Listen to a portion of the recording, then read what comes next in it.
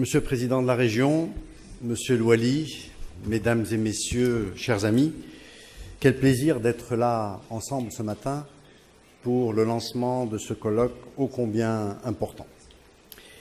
Je voudrais tout d'abord souligner que cette manifestation est sous le haut patronage de Sa Majesté et je voudrais à ce titre remercier Sa Majesté d'avoir accompagné cette manifestation et l'ensemble des manifestations des technologies de l'information que nous organisons dans notre pays.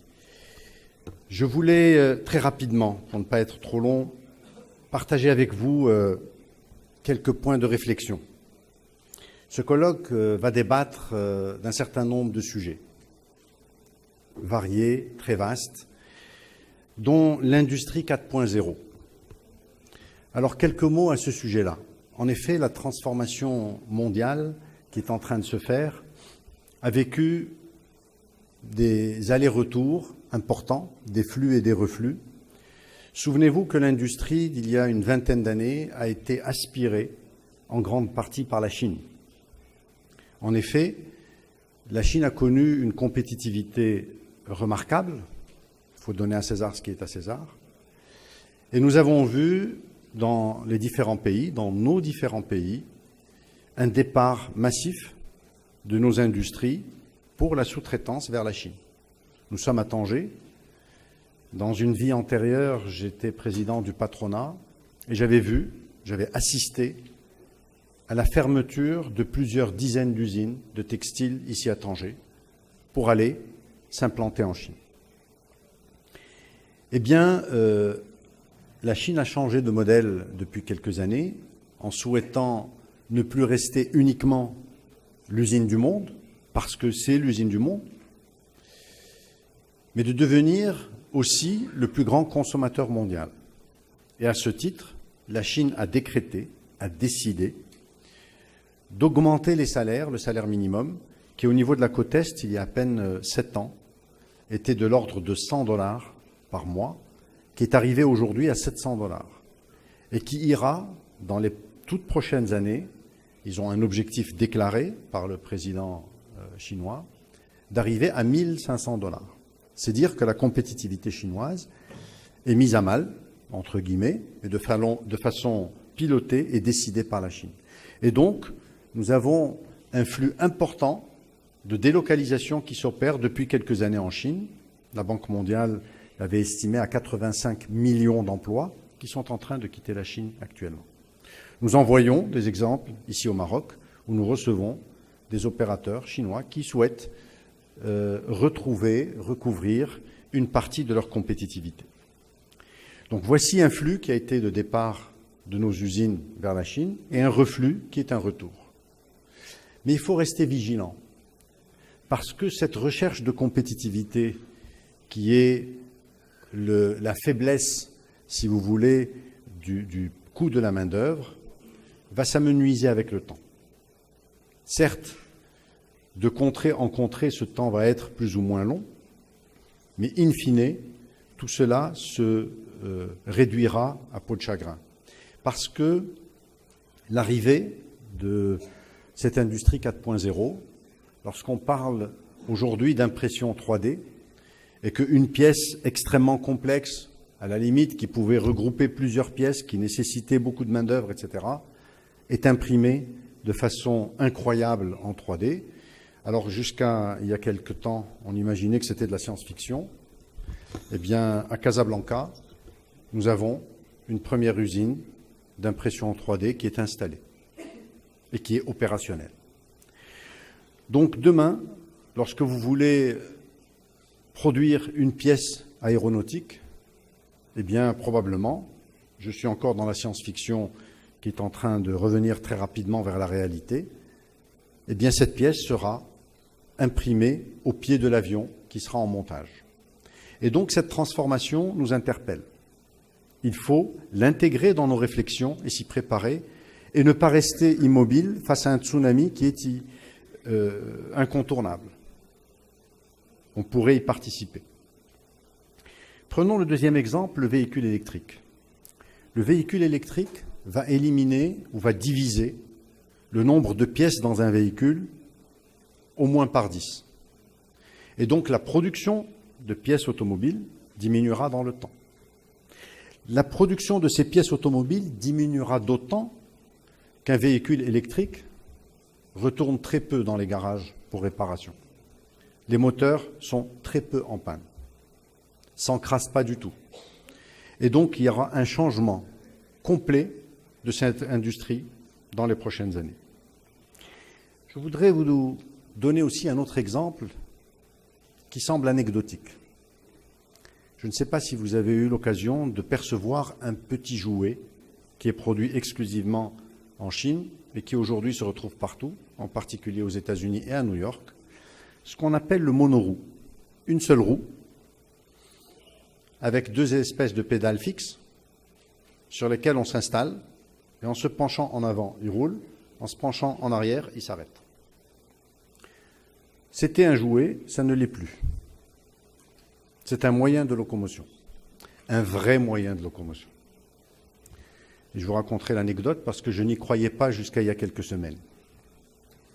J'ai un de mes enfants, mon fils, qui travaille dans le groupe, et qui m'a expliqué que c'était une révolution, etc. J'ai dit, bon, on verra ça un jour, c'est trop loin. Les gens ne vont pas se déplacer avec ça. Puis il y a une dizaine de jours, il est venu me faire la démonstration dans mon salon, en étant sur ce monoroue et en circulant. Alors, de quoi s'agit-il? C'est une roue électrique qu'on branche, qui se charge, qui fait 80 km d'autonomie et qui roule à 85 km/h. Et qui va avoir un impact révolutionnaire sur la mobilité. Aujourd'hui, à New York, les gens se baladent en costume sur le monoroue. Ils prennent ce monoroue pour monter dans le train, dans le taxi, et quand ils descendent en ville, ils circulent avec ça. By the way, ça n'a pas besoin d'assurance. Vous voyez les impacts, hein? Juste pour ceux qui sourient beaucoup, en Afrique, sur les compagnies d'assurance, l'impact est de 30%. Sera de 30%. Tous les vélos moteurs qui sont assurés aujourd'hui, vous n'en avez plus besoin. Et lorsque vous voyez comment ça circule, ça devient comme un 4x4 ou un tout-terrain, eh bien cette révolution, c'est une vraie révolution technologique de la mobilité. Ce n'est plus un jouet, et ça ne sera plus un jouet. Ça prend du temps pour apprendre à rouler avec, c'est comme un vélo. Mais quand vous apprenez à rouler avec, ça change votre vie. Alors ces jouets qui pour nous semblent des jouets, vous verrez demain que ce sera un des moyens de mobilité urbain. L'intelligence artificielle. Ça aussi, c'était quelque chose qu'on considérait comme de la science-fiction. Je vous donne un autre secteur que j'ai connu un peu dans une vie antérieure, qui s'appelle le centre d'appel. Le centre d'appel, on a besoin de gens qui répondent au téléphone. Parce qu'il y a une intelligence. Je lui pose une question, il doit réfléchir pour me répondre. Je lui pose une deuxième question, j'ai un accent compliqué, etc. C'est fini tout ça.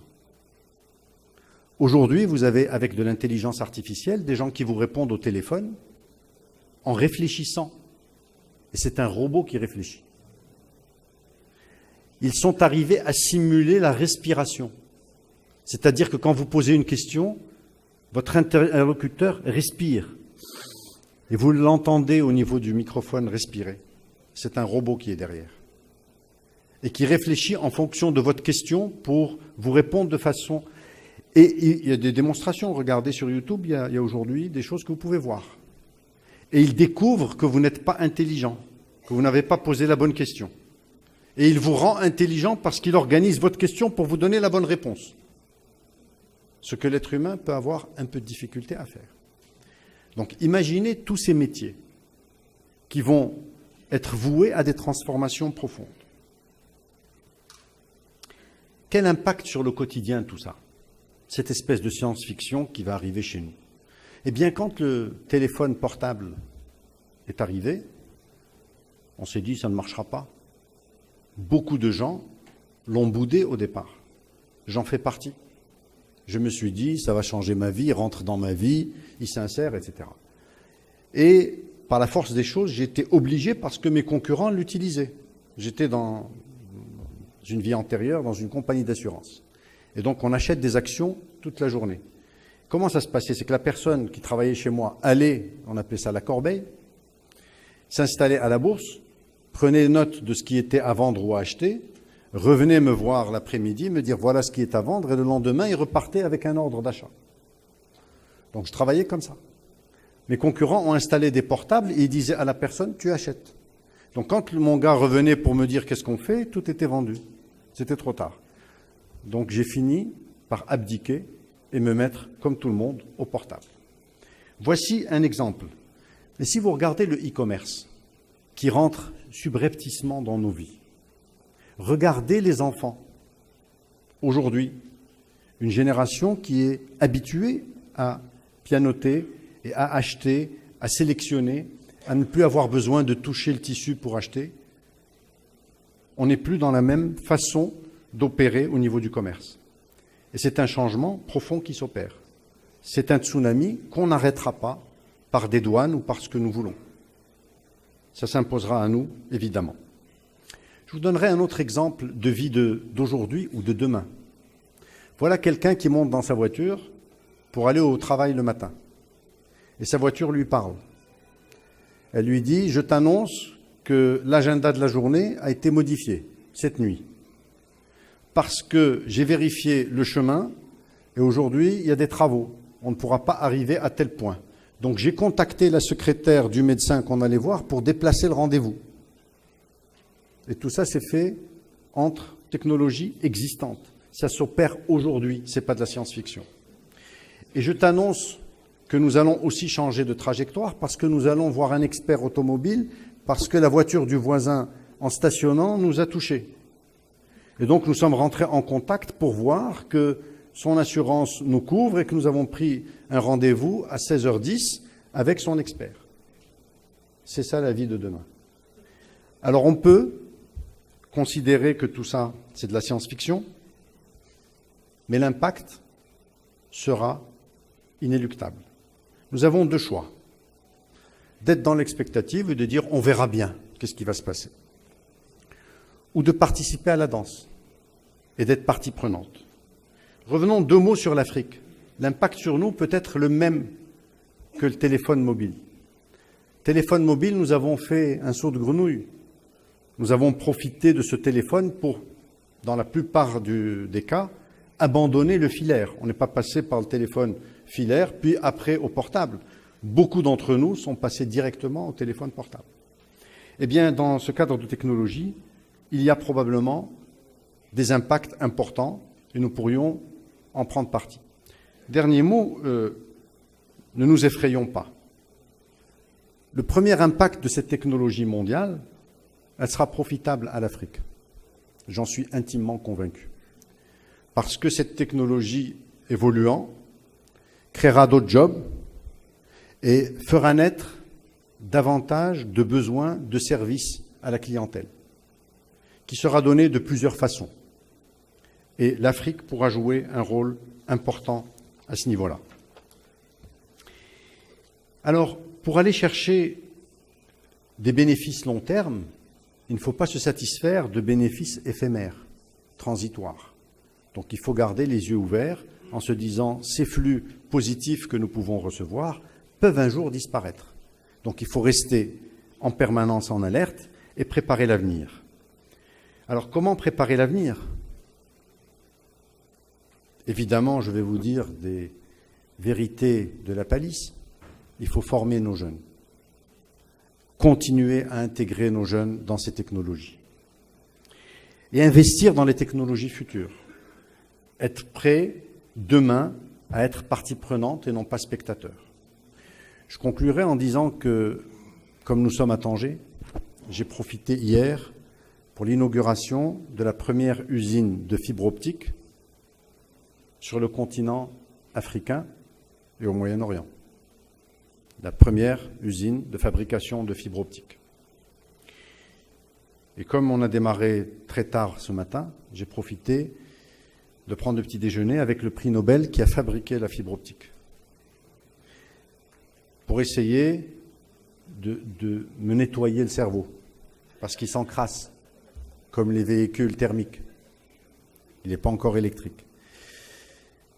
Et donc, j'ai passé 1h30 à échanger sur comment ils sont arrivés à fabriquer, à créer, à penser à cette fibre optique.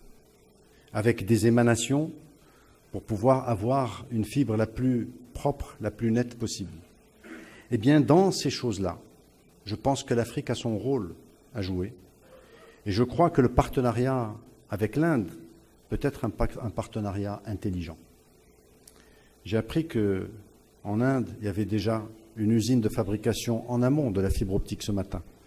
Comme je me suis décrassé le cerveau, j'ai essayé d'en prendre un maximum, mais l'Afrique peut jouer un rôle de partenaire complémentaire dans des domaines aussi technologiques et avancés que les technologies de l'information, que la fibre optique, que l'intelligence artificielle.